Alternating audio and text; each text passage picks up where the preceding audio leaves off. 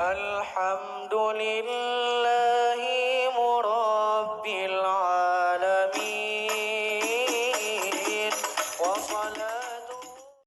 Para jemaah yang dirahmati oleh Allah Subhanahu wa Ta'ala, kita sering mendengarkan hadis qudsi yang bunyinya adalah Innallaha jamilun yuhibbul jamal. Allah adalah maha indah dan mencintai keindahan. Ini hadis yang terkenal di kalangan para sufi. Tetapi ada hadis lain yang jarang didengar oleh masyarakat, dan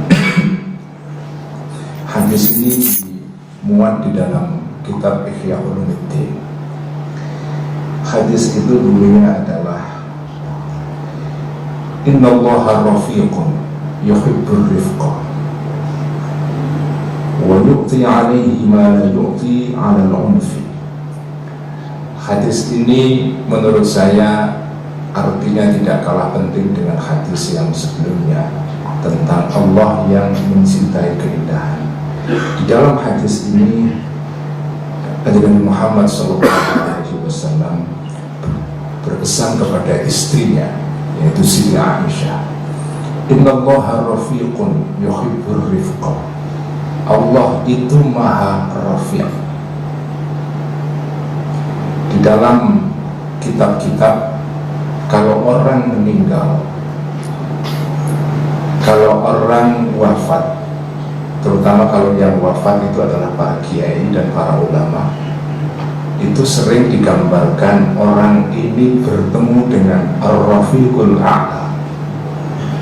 Jadi Kanjeng Nabi ketika wafat, di dalam kitab-kitab sirah itu juga digambarkan Kanjeng Nabi itu yalhaqu bir-rafiqil a'la.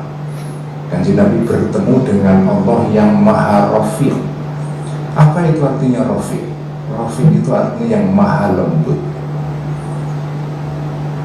Kebalikan atau lawan dari ar-rafiq itu adalah yang kasar. Jadi Allah itu maha lembut. Yuhibbur rifqa, Allah itu mencintai kelembutan. Karena itu agama Islam itu agama yang mencintai orang-orang yang lembut, bukan yang kasar.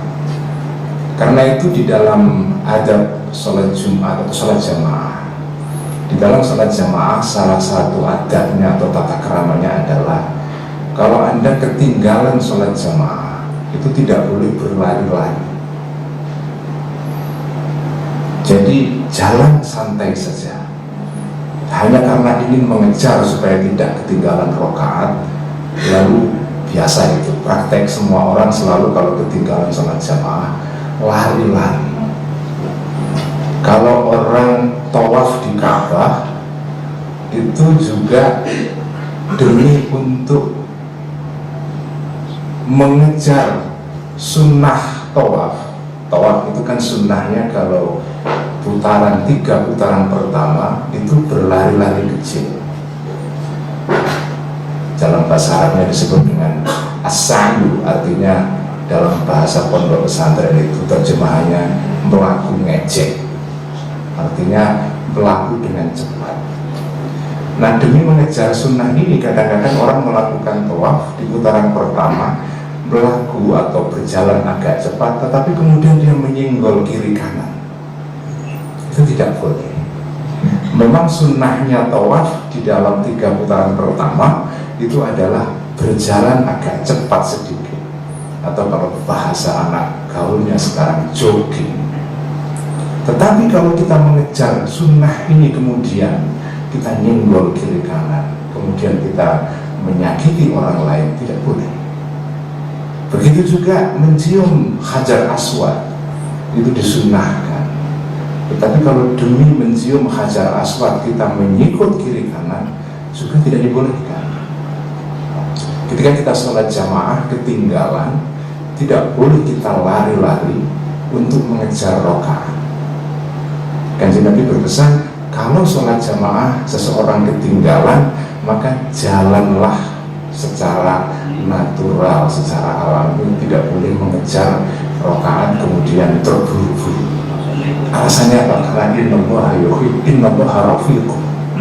Sesungguhnya Allah itu maha halus, maha lembut, yuhibbur rifqa.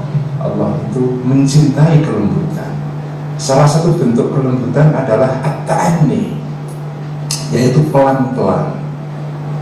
Dalam sebuah hadis yang lain dikatakan at-ta'anni minallahi, berjalan atau melakukan sesuatu secara hati-hati. At-ta'anni itu adalah salah satu tanda kalau orang itu mendapatkan keberkahan dari Allah. Sementara wal ajalatu minasyaitan, buru-buru itu berasal dari syaitan.